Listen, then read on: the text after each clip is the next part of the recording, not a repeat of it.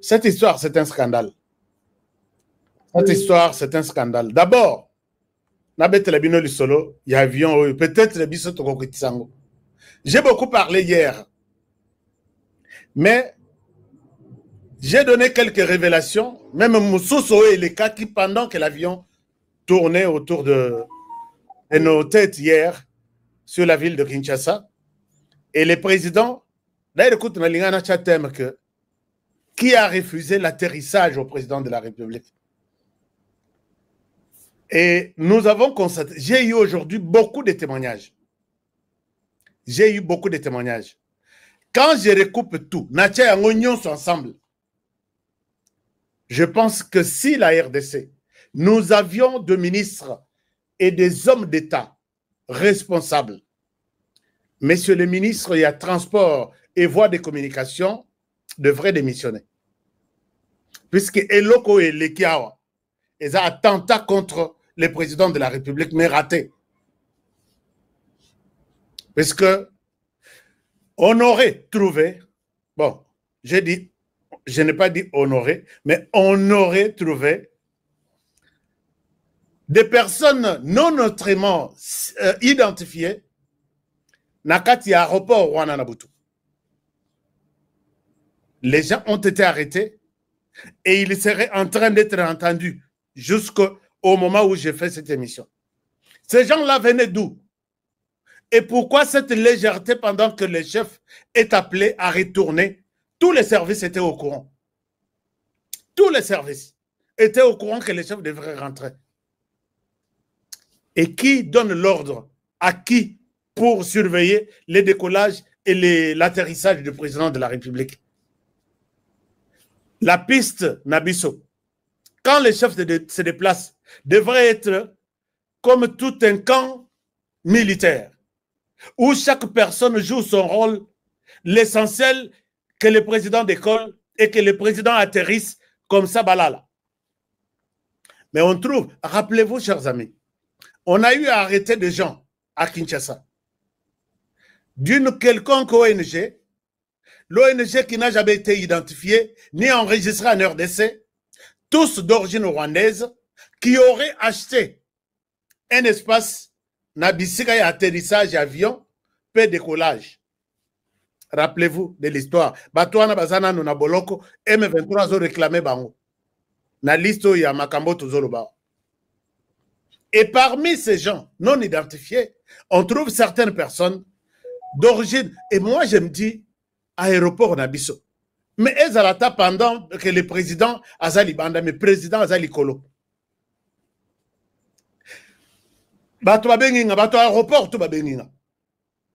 Babenginga, ils m'ont tout expliqué.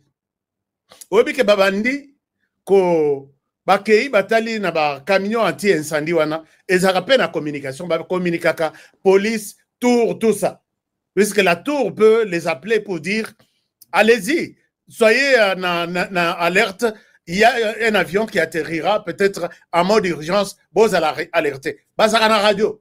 Bakei ba meki radio ya camion nyon sumi balwa nezo salade. Est-ce que vous avez un problème à courant? Mais ça là quand même, sauf que le camion est démarré, le signal part. Va démarrer camion boye, camion et eau salade. Et on constate même que camion wana ezaki na maïté, lobi na butu. Chers amis, l'enquête n'a no utilité et c'est une catastrophe. Alors, monsieur le ministre, vous avez fait déjà Azan en transport depuis combien de... Plus d'une année maintenant. Plus d'une année? Oui, plus d'une année. Moi, je pense qu'il n'y a aucun changement. Je ne peux pas collaxer nos images. Il y a salle d'attente. Tous les ministres, même un petit pays comme ça, il y a salle d'attente. Oko glisser coûte na carreau, bazo sokola, tout est propre. Mais ici, c'est une poubelle. Je vous dis, bah climatiseur na moni. Il y a kala kutu ya ba vandi sagadani nwana. Il faut kolongolango. On ne peut même pas réparer ça. Mieux vaut kolongolango koboaka. Puisque ça va réparer et les gens seront mal à l'aise avec le stress et le voyage. Qui est responsable de ça? Je pense que les directeurs de ARVA, ils dépendent du ministre des Transports. Et quand on monte la tour de contrôle, c'est une catastrophe aussi.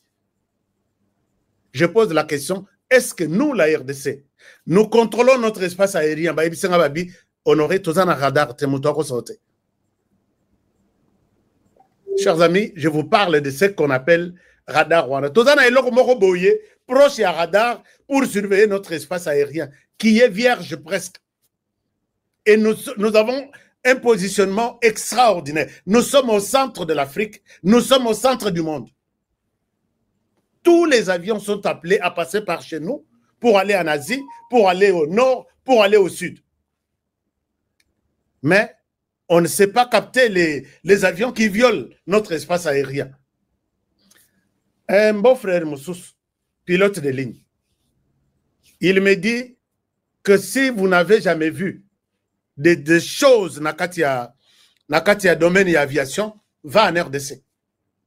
Moi, ma licence de ligne, je renouvelle ma licence. Il y a pilote de ligne chaque 6 mois en RDC avec $1,200. $1,200 chaque 6 mois. Vous savez, aux États-Unis, il renouvelle avec $3. Et il me dit, Honoré, bon, les pilotes, vous qui êtes aux États-Unis, dites-moi quelque chose, si j'ai menti. Mais peut-être j'ai menti, puisque ça fait quand même un temps qu'il m'a expliqué ça. Puisque même ma permis de conduire, c'est 0. Moi, je vais changer les permis. Je pense que c'est presque 0, presque, où il y a quelques dollars à payer, mais c'est moins de $10. Non, les pilotes m'avaient dit $30 pour sa licence. Il dit à Kinshasa, j'étais bloqué, il ne fallait pas que je décolle, puisque ma licence est là qui expirée dans le ministre Boy. Ministre Atinelingaï, conseiller na yemok. Habite dans la période de janvier vers fin. Abandi démarche wana début janvier. Donc on est en novembre que licence na aussi là na année autozoban. Ba kotane na conseiller à PC 1200, conseiller à téléphone à bengi ministre. Excellence, bonne année na yo eza. Na otu kozong. Bonne année ya Excellence, bonne année na yo eza. C'est-à-dire $1,200. Il y a l'État congolais, juste un petit cachet comme ça. Il a renouvelé la licence. Bonne année na yo eza. Et ça en janvier. À Simbi Moutoabi, je ne peux plus conduire en RDC. Na ya nanga visite, mais je ne peux pas rester ici. Oh, na ya koluka musala, oh na sala. Pendant que les autres renouvellent leur licence à $30, bah Moussous à 1,200 pour 6 mois. Mais à ça perdre 1 mois, il lui reste 5 mois à foutre $1,200. Est-ce que vous comprenez un peu ce que je dis là? C'est révoltant. Monsieur le ministre, les gens meurent dans naufrage chaque jour ici. Il n'y a pas une semaine. Dans l'Équateur, on a compté 107. Plus de 200 disparus. 107 morts. Plus de 200 disparus. Puisque disparu, ils ont aboutu, disparaître puisqu'on a retrouvé les rescapés. 200 disparus, mon année. Si je ne me trompe pas. Ça doit être ça. Non, 146 disparus, 107 morts. Le côté sur place. Côté à Malemakoulou, non, pas Malemakoulou, côté à Yabandounou, côté il est beau tout ça. Il y a toujours des naufrages, les Lossans, lobby 50. Et puis, ils sont contents. Excellence, il est excellent en quoi? Je n'ai rien vu, moi. Je n'ai pas vu une réforme, je n'ai pas vu une révolution quelque part. Plus d'une année. Et quand on vient condamner les chefs de l'État, Mokolo Mabele, Mokolo aéroport, Mokolo générateur, Mokolo tout, Bavandissé Likolo, un attentat prémédité, organisé, mais ils ont échoué. Et la personne qui devrait être tout de suite démissionnée pour ne pas être humiliée plus tard, ça doit être le ministre des Transports. Pour avoir mal organisé les services. Est-ce que les carapés vont faire la réinspection? Comme on a l'aéroport Moussous Boy, est-ce que les gens travaillent en RDC? Chers amis, bato mususu bakendaka na bamboka mususu soko komi okuta mutute. Okuta valise na wezo baluka kaka itrali yango moko. Mais ici, soko kei na okoti na RDC, zando peta na zando. Simbe nzuzi zua pesa étiquette na et puis tous les services de sécurité sont là. Bazota là tout ce qui se passe là. Du coup, courant et que il me pose la question, Honoré, qu'est-ce qui se passe? L'électricité est partie. Courant et que bon, je lui ai dit dans le sens des Congolais. Abi courant et que il me demande en anglais courant et que qu'est-ce qu'on va faire? Non, nous devons attendre. Attendons.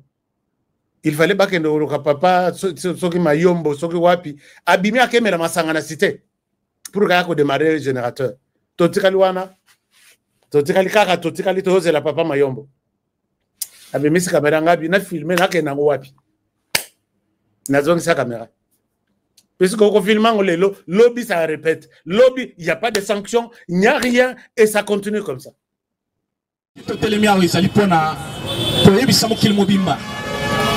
Que tozali indigné, tozali na kanda, tozana kanda ya komona ke bato biso toyambi tope sala bazo sakana na chef de l'État. Commandant aéroport Yandili aza défaillant, ministre énergie azali défaillant, commandant ya garde républicaine ya chef de l'État. Il ne connaît pas faire son travail. Ayebi rôle na été.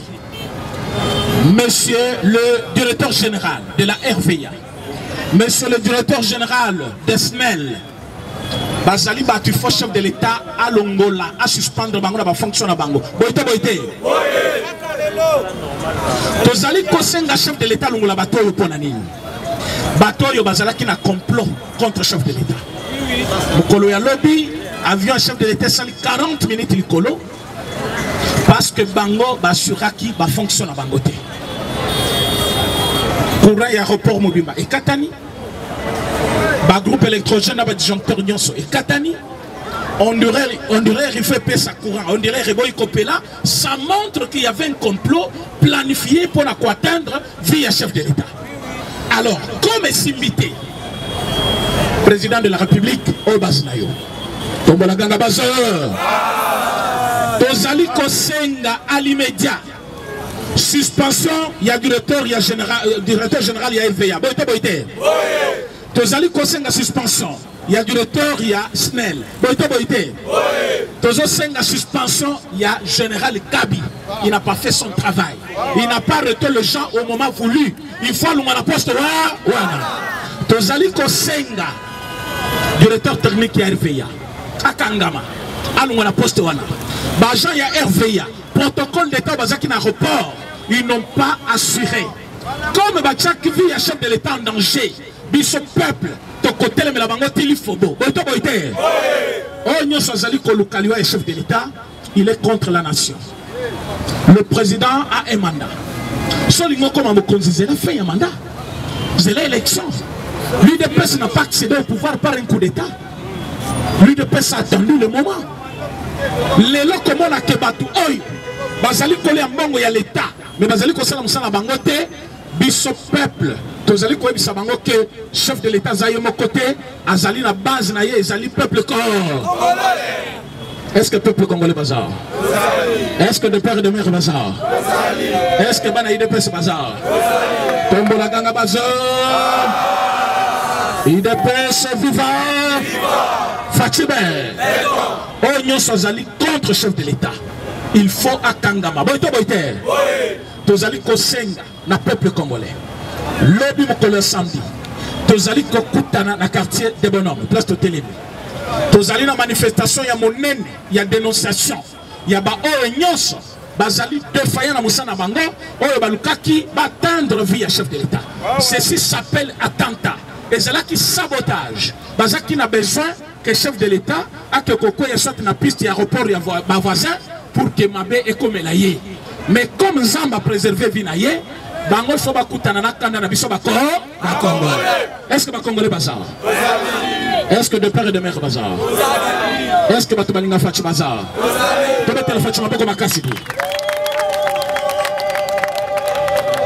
Est-ce que Bolingi DG ya RVA Azal suspendu? Est-ce que Bolingi directeur Yasnel Bakangaye? Est-ce que Bolingi général Kabi Bakangaye? Est-ce que Bolingi Baoignon Smazaki a complot contre le chef de l'État Bakangama? Naboïto, chef de l'État, il est temps. Basakanakana via écoloté. Ozali, garant de la nation, président de la République, vie nayo ezali symbole ya vie ya nation. Bato bazali koluka atteinte na vie nayo, bazali contre la nation. Tozali kosenga yo. Oyoke la base, yoke la biso base. Kangela biso bato na nyo. Boito boite. Abou. Tokutani lobi na manifestation monena. Bobeta chef de l'État maboko makasi. Merci. Employé terme moko français abengi bango ba conspirateur. Noko na ye boboto. Aya yebisiye boy. Mais yo comment bobozo plutôt. Aya yebisiye yo comment ngai naza le plus gradé. Mais ozozo bato bakisele bango ba titre mususu likolo. Mobutu en connaissant bien que noko na un niveau d'études des alaki muke abengi yaka. Ayebisi oyebi ba conspirateur bazabana. Eza bato basali complot contre ngapo babomanga. Bobo zalebi mais opesi bango titre à conspirateur pona nina lobité. Eza terme tokoki ko benga bi me bato boye basambisa ka bango te. Bato boye basala ka nini babomaka bango. Et c'est comme ça que Mobutu avait tué tout le monde. C'est ça. Et maintenant les chefs de l'État le fait ya ko garda ka bato en prison. Bazo ko mape belé. Bazo ko mape ebelé. Un jour ata ozali sous présidenté. Jour bakobi malibanda. Bakolingaka basala yo kaka mabe. Bakolingaka ka ba effacer yo na mokili. Est-ce que vous allez me dire que Christian Chiwewe na batu na enyo swazalaki na bango. Lelo soki babimi libanda. Ata Félix aza présidenté. Bakotika ya l'aise. Jamais. Mais azo garder bango ponani. Jamais. Parce que les gens qui bamoni na triomphal wana. Toye to tandi ata 10. Ba beti bango masasi bango nyos. Les restes vont fuir. Bon. IDPS vivant. Vous connaissez le dossier ya général Oba Uchi Kolongola na Uvira. Parce que aujourd'hui Franck Toumabamunda est en prison. Si on a continué à trahir. Cela veut dire qu'il y avait déjà un système dans la carte armée. Ce qui est talibien. Kabila Salaki Boy. Azui Batunyo so Oyo Bazalaki. Ba généraux na ba grade. Atikeli bango ba cop. Ba koti na ba minéré. Au moins général aza millionnaire. Général aza capable ya kokabela mutu $10 000, $20 000. Il faut se poser des questions. Général anasiko salaire na ezalaki comme 1000 fois avant poser acte. Parce que la question qui n'a posé acte. Tala. Ezana batu bayebi valeur ya vie lokola batu bazana mbongote. Mutu mbongo lelo soka yoki kaka ma fièvre muke mbangu na hôpital. Mais yo na tellement que to saba pauvre. Maladi mususu yaka esila ka yango moko. Mais esilité et dozende na nzoto. Eza ya ko doze na nzoto. Yo yoki lelo mutu ezobeta ngatro. Olali. Lobo la moki mutu ezobeta. 3 jours yoki mutu ana esili passe au lobi non malade ke ete eza na nzoto. Mais mutu mbongo soka yoki kaka ta musapi bandi passe mbango na hôpital. Parce que ayebi valeur ya vie. Biso ba pauvre toye ba valeur à vite. Neti ndeko moko ayemba akosa biso. Pona nga akosa biso. Ono mutu azana bilaka nzamba akufaka te. Telema mutu ke bana mango ya tuta yo. Soko ukufa te. To mekanana. Poza na bilaka nzamba. O telemi ao. To tele ba telemi se remorque kune bandi mbango. Yo telemi remorque ye tuti opoza na bilaka. O daete. Okende to kunda peut-être to mone bembe to to loko tande misui. Poussière. Na yo na bilaka na cimetière. Mais loko to koyebisa chef de l'État. Bible ozomona oyi. Même moto ayeli biso makambo ku Nzambe eza Jésus. Nzambe ye moko nde moto atindi mwana na yelek. Mais Nzambe jour omonaka Satan akomi ko envier kiti na ya lol. Avant d'abord ya lobi Gabriel yaka. Zwana no basoda na nyonso zo ba petit na nyonso ba yanke bazala sima na yo. Bo sa charger na na moto. Na lingi komona ile susu na lola. Mais Fachi yo tika bonzambe le. Parce que zambe mutu akela lola na se. Voilà.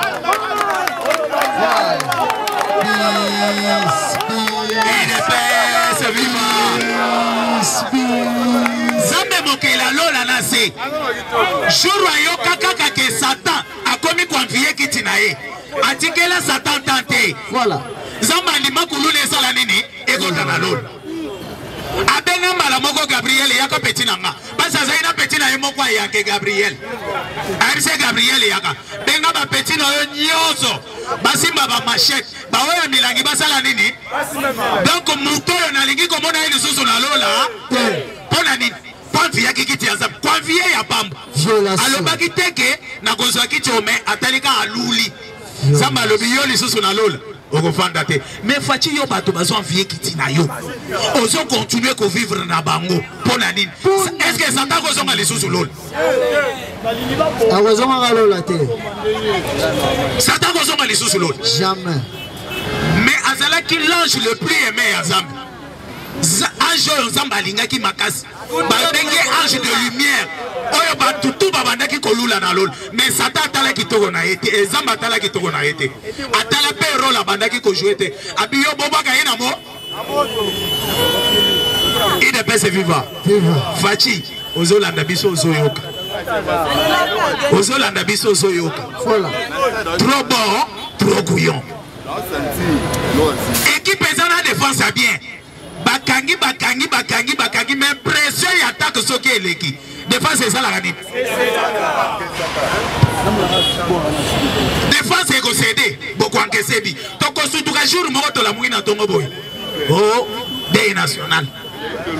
Défense c'est Kangi Petro et les mets Salinini et Zaki François Mambachichimi. Neba Kenana et Nairobi. Caméra ya Yekoya. Alani bango tellement que azalagana chapelet la kisaka marambozo ya liboso chance lo atali déjà monique non moto yenda rozwa bo tikala na ina sima soki ozoye bate bato bazolo ba mutamba azo sala populisme vraiment ta populisme na kati ya politique ya mboka na biso eza vital ka caméra era zalaki directeur ya cabinet soki chef azolo ba omona ye pembe na zo sala misape kaka boy po bato nyonso baloba ke oyo chef azolo ba ezo utande pa na ye ke aza coach ta omona ba bolole mususu ya ba communicateur bolimbisanga terme batelema babande ko benga caméra coach traître ezala mutu moko te Etienne Tshisekedi ya boya de son vivant mutu anaza mutu malamu azate. Je vais vous donner un exemple. Etienne Tshisekedi a benga caméra nani? Caméléon. Caméléon eza mutu azalaka na position te couleur moko ezate. Jaka pamba. Na lobi mabe. Vérité na ngona président. Fayulu bozo mona o soldat du peuple. Etienne Tshisekedi a benga e. Et ça la même na rassemblement. Etienne Tshisekedi a fait ça poste. Après ça poste te ponani. Caméléon. Etienne Tshisekedi connaissait tout le monde. N'a pas ça un exemple monsieur. Etienne Tshisekedi na bana na ye a boti na politique.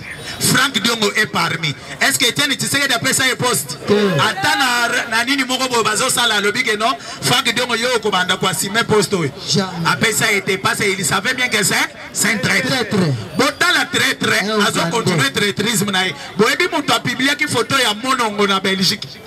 Que non tozana ya ensemble là mais kuna na Kinshasa bobomier. Donc atali amoni que non biso wana Belgique tozo souffrir. Papa, exil zapasi na nenga blagte.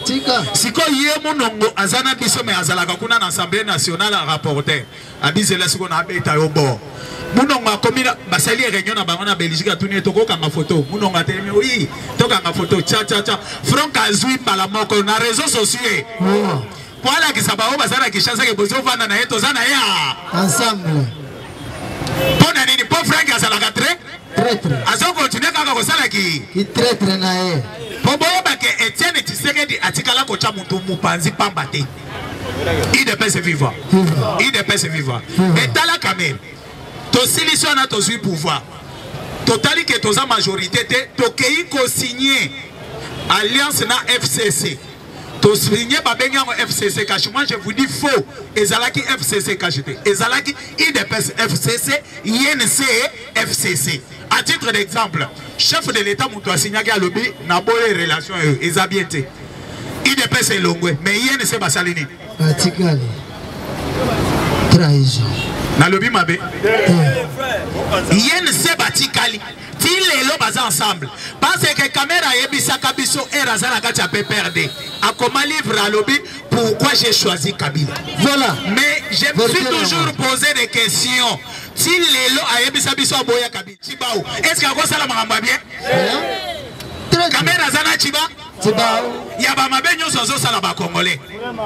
Botala na no popo na place que makila ba Congolais za na kati onyo so bakufi na Congo eza na kati ya kotourner na ba cerveau na bango ezolongola bango mayele komisi bango bisengi parce que ba Congolais belé bazo yebate ceux qui balingi ba citer des grands hommes politiques ya mboka na biso 10 Kamere est parmi les 10 batu bazali ko comparer les faits ya Mutamba na Kamere non Kamere a même point na Mutamba te le chef de l'État savait comment akoki kokende na Kamere.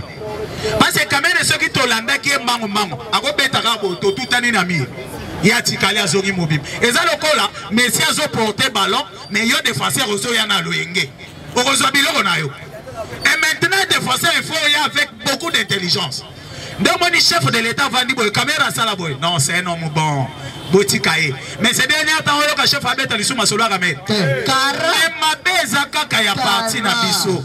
Pourquoi j'ai dit parti Nabiso? Est-ce que beaucoup de signé président Rena Otigolowa? Boyamba bango ba pimisana ba photo na permanence de l'UDPS. Et ça problème ya pays tout et ça problème ya UDPS. Problème à pays. Parce que ebele to e bagaté. Même président Rena lo bien mais pour comprendre bien té. Etienne Tshisekedi azalaki a Telemi a lancé mot au moni Congo Mobimba batutu ba obéir. Cela veut dire que batunyo so bazaba membre de l'UDPS. Hein? Parce qu'il y a des gens qui pensent que les combattants de l'UDPS, c'est Zaka Baroy Babanda qui côté le mana 10e mari. Yo Banda qui côté le mana 10e mari à cette époque-là parce que tu étais chômeur. Et Zala Moussou Sazala qui combattant Zalana Moussala et pas libanais. Et pas libanais au comme Moussala na retard. Oye bisa libanais qui na télé magina na 10e mari. Ou bien libanais na zobi ma fa pona que ndotele mana 10e mari. Et si ko owana si ko le ngola qui combattant. Manque d'intelligence. Il y a un moment où tu as télémi avec Moussou Kuya Kuya. Yosiko Zobenga et Kuya Kuya. Yonde Etienne Tshisekedi a Simbisaki registre pour Bando Orange Pesi Yandako. Mais Moussalani ne va pas saler la mboka. Ceux qui t'ont dit que compétent. Vous savez, le réseau pour Mambo na biso ezanine. Je chute par là. Et le réseau pour Mambo na biso ezanine.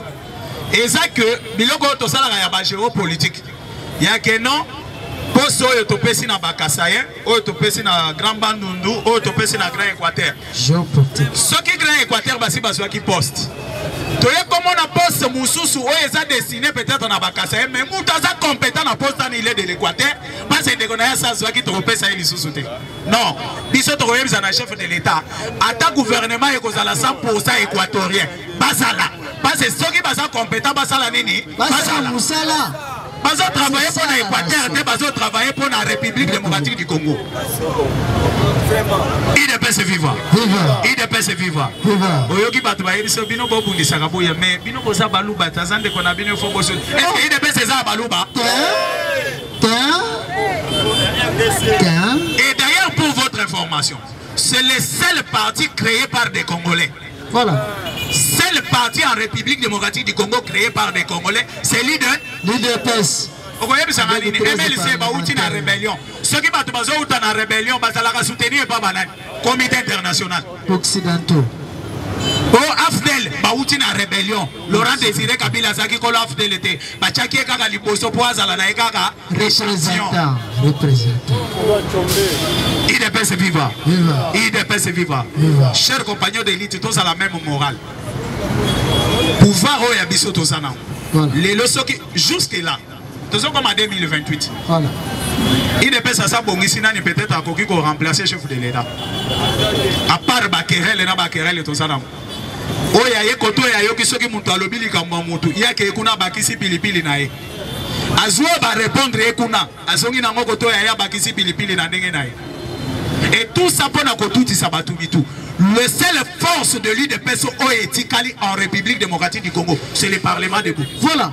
Ça, je vous dis. Force de la résistance. C'est le Parlement debout. Parlementaire debout. Cellule, Ezalaka Lissou-Souté.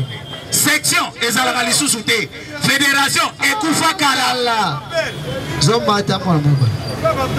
Mais quand on voit les parlementaires debout, on se réfère directement à l'UDPS. Voilà. On voit que non, c'est sa force à l'UDPS. Il y a un parlement debout tous à la même moment. Moral. UDPS est vivant. Ce qu'on m'a dit, que non, président René Bayoga n'a président Stanité. La naïna mabanga. La naïna mabanga. Nous, on ne fait pas ça.